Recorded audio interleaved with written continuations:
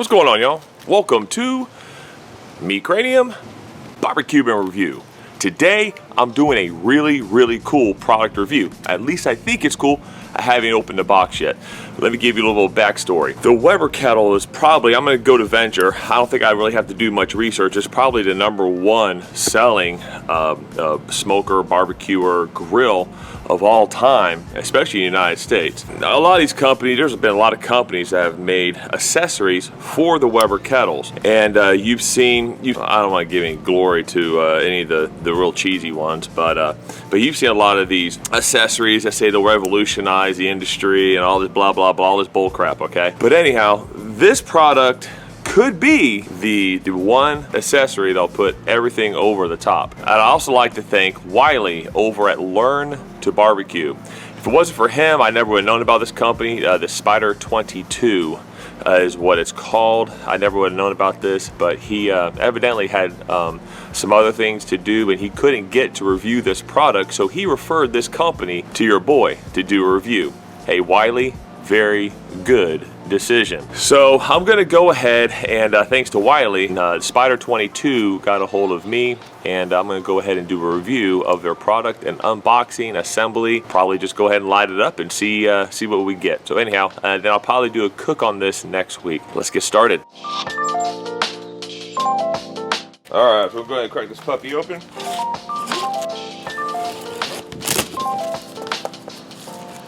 First off, they're styrofoam. I don't know what significant styrofoam has to do with it. I just wanted you to say the word styrofoam. Styrofoam. Now I watched a few videos on this thing, and this goes inside of the grill. This diverts all the grease down right here. You get all the grease comes down and diverts down to this little channel right here. I know that at least. I guess there's not an easy way to get this thing out of here. You just got to bust up the styrofoam.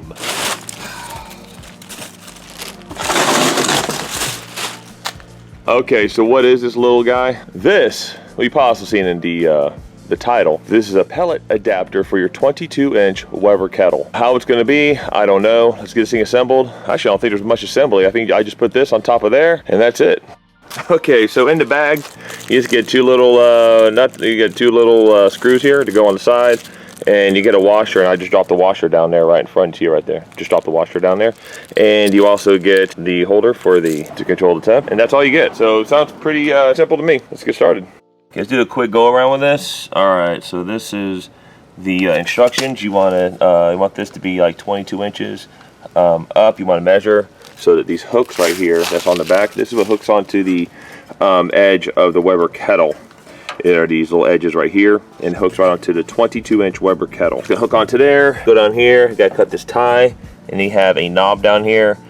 First thing I noticed is that I do not like these knobs. I have one on my Camp Chef. I don't like it. I'd rather go like a digital controller where you push it. You can go in like 5-degree increments. That would be really cool. If this hat came with that, that'd be really neat. I like that. This right here, the knob, I don't like it on my Camp Chef. I don't like it on this either. That's the first thing that I look at. Spider grills. Here is a 12-pound hopper. So that'll get you through, pretty much get you through the night. Oh, I like this. It's insulated right here. It's got a felt gasket around here. That's really nice. And it also comes around here too, felt gasket. There's the hopper. Okay, that takes 12 pounds of pellet. That's really good. And then come around over here. Here's the auger where everything comes out at. Also underneath here, there's also an ash clean out cup. You pull that cup and you get to clean your ashes out, which is really convenient. I like that. It's really cool. Okay, here goes the assembly.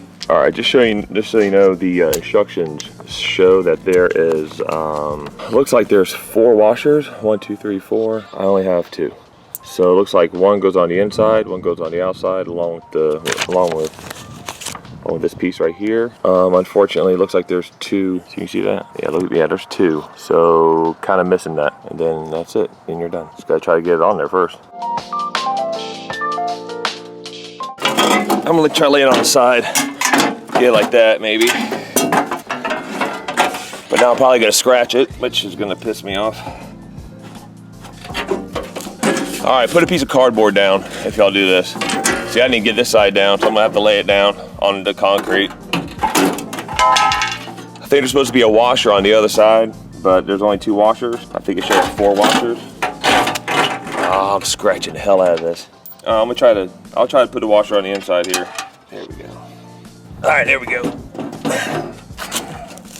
Finally getting it. There we go, got it. Now I'm ready to stand it up and see what kind of damage I did scratch-wise. Yeah, I scratched the knob up. Yeah, I scratched it up pretty good. This fell off during the process. Okay, just want to let you know that they also have covers for these things as well. Okay, that's SPIDER22 cover. So, all-weather cover for it. And these are also made to be outside. So, if you have a grill over it, you really got to worry too much about the weather affecting it a whole lot. But I would definitely clean out the pellets out.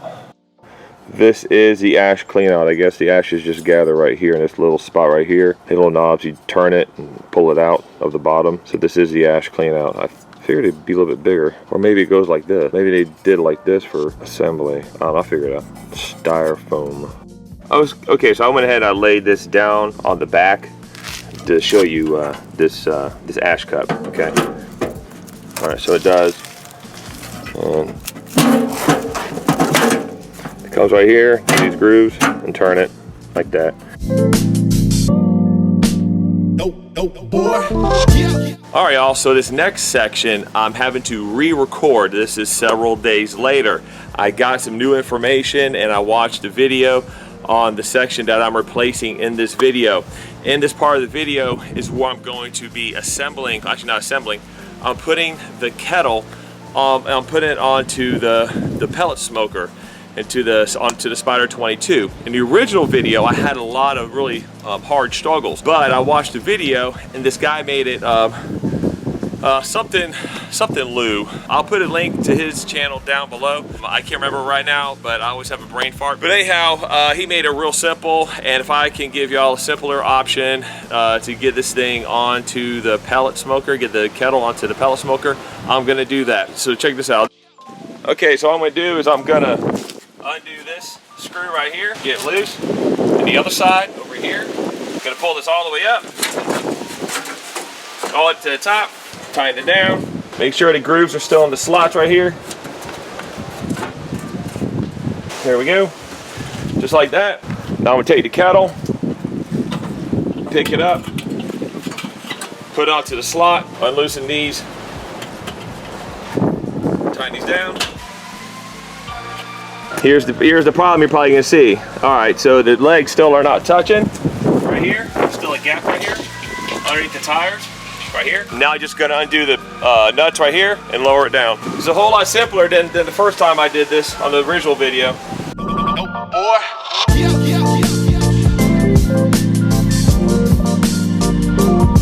So I'm gonna unloosen these right here and set these hooks all the way down. There we go, tighten those up. Just gonna slowly lower this down.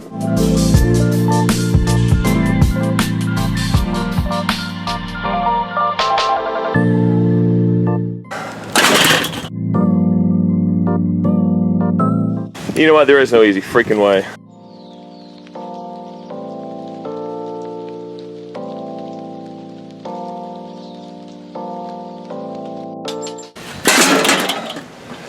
Alright, I'm trying this for the 4th time. I lift this thing up again.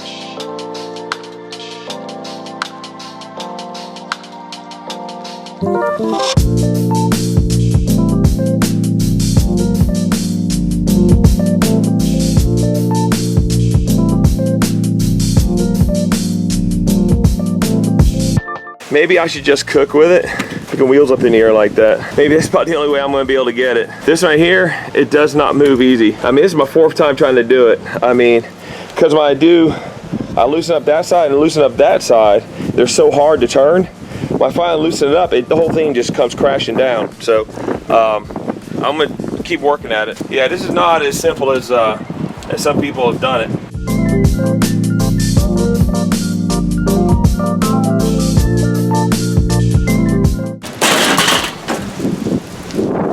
See what I mean? I probably just should have left it the way it was, or maybe just cook with the wheels up in the air. I can't get this one down where it lowers down smoothly. it just comes crashing down. And these nuts are here, and these nuts are so hard to freaking turn that when it finally loosens, it either goes extreme or it doesn't want to go at all. Okay, I have a solution. The solution is no solution at all. I'm just gonna let the wheels be up in the air. What I've seen, maybe other ones like this are better, and they move up and down better. This one right here, it does not. So I'll just cook with this thing with the wheels up in the air. Let it look all goofy. I tell you what, it may look goofy. I've already tried this 5 times. This is not working. Okay, so I just have my wife out here, and we just tried for a 6th and 7th time. The wheels are still up in the air. That's how they're gonna have to stay. Hopefully it doesn't come dumping over whenever I need to smoke a brisket or something. All right, but I'm gonna keep it like that for right now. What happens is as soon as it crashes down, then it comes out, and then I'm afraid I'm gonna damage the actual pellet, the kettle, so. Okay, so like they say, 8 times the charm. Let's get this thing put together, and I'm gonna plug it in and see if it holds temps. All right, so next is going to be the heat deflector. This is the heat deflector right here. It's pretty cool. Then they give you this this drip channel. They say you can use either aluminum bucket, or you can even use an empty Coke can to put the grease and stuff inside here. I believe this goes the other way. So I think this goes in like this. So if you have it, just make sure you got into one of your channels there. It's going to go in like this. It might just go in up underneath. I think that might be a little bit easier way to do it. No, it's not. Yep, there we go. That's better. So this is what it should look like underneath, and you got a little hook right here, hangs down. That's going to channel all your grease and stuff to drip down into there. So there's no mess.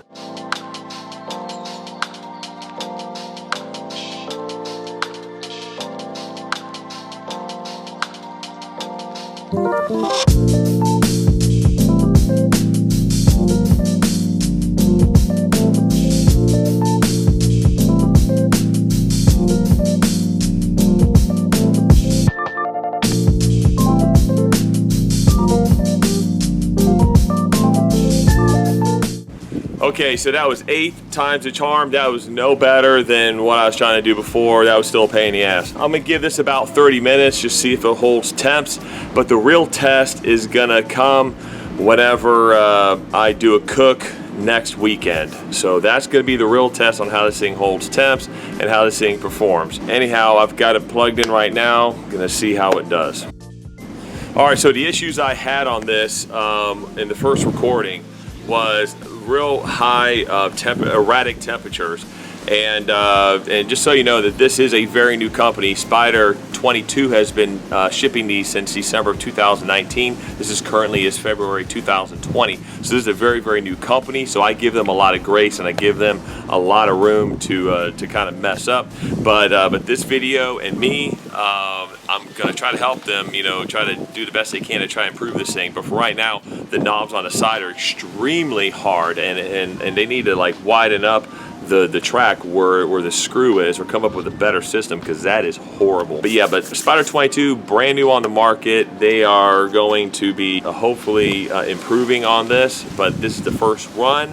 I would still, you know, the jury's still out on my side. It all depends on the cook that I'm gonna be doing on it. I'm gonna be hopefully doing a brisket or maybe a pork butt, a nice big piece of beef I'm gonna be doing on. But this is about 10 minutes later, and it looks like it's starting to smoke right here.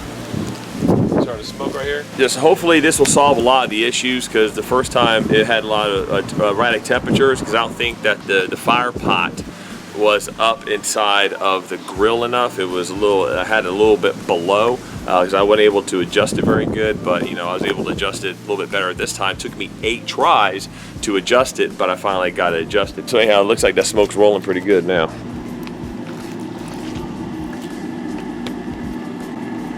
Yeah, there we go. All right, so some questions that might come up is, can you use this on the 26-inch Weber kettle? No, you cannot. This is strictly made for the 22.5-inch Weber kettle. Can you use this on the Expert grill?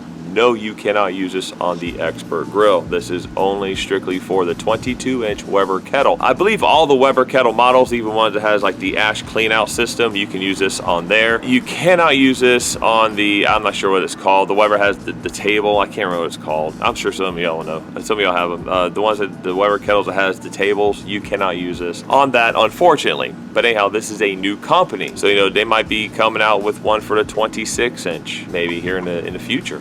Who knows? They might come out, hopefully they can come out with a digital readout that you can just tap and go with like 5-degree increments. That would be so freaking cool. But when you compare this to grills like, you know, you compare it to like the Flame Boss, or like Flame Boss is like $250. The Barbecue Guru is like over $300. And you also have the RecTech, you also have the RecTech pellet grill that looks almost like this. It's a looks like a kettle, but it has like the pellet adapter to it. The RecTech, I can't remember what it's called, but anyhow, that's, you know, $400 or $500. This right here is below $300. If it works good, I mean, it might be worth the money. It might be worth it. But full disclosure, I got this for a free trial. All right, so about 15 minutes in, I have the temp right now set at 225. Right here, it's set at, I got it set at 225. It's running at 280. I think what's going on is, as I was adjusting this, trying to get it on there, pellets fell down into the hopper, so it's just trying to burn off the rest of those extra pellets in there right now. So that's just making the temperature go up really high. After those pellets burn off, then it should start, the temperature should start coming back down and settle back down. But I think that's what happened. I had extra pellets inside the hopper, so I just gotta wait for those to burn out, and then temps should come down. All right, so it's extremely windy out here. One thing I don't like about the whole temperature, the whole knob, is it goes by 50-degree increments. After it goes 200 and 225, and then it goes to 250. Then it goes to 300, 350, and it goes by 50-degree increments. I already talked to them and said, look, you know, 275 is like a prime temperature that I like to cook at. It's 275. 275 isn't even on here to even cook at. If they can make that, that would be super cool. I would love to have a 275 setting on there. They got 250. Put one in the middle for 275, so you can go 275 to 300. If you don't want to do the digital display, at least do a smaller degree increments that you can turn the knob to. So just, there's a little pointer. All right, so it's extremely windy out here, so I'm trying to keep this kind of like in the garage so y'all can hear me. Temperature is currently at 220. It hit 225. So it got to a high of 300. It shot past 225, but I think that's because of the extra pellets that were in the firebox. Had to burn all those off. Once it burned all those off, the temps came back down. It's at 225. Now I'll see how long it can maintain it. It's probably gonna go down a little bit. Probably gonna go down to about 220, maybe 215, and climb right back up. But then it should maintain temps. So yeah, so it took approximately 10 minutes from the time it went to 300 to come right back down to 225. The set temp I have for it. So that's the update.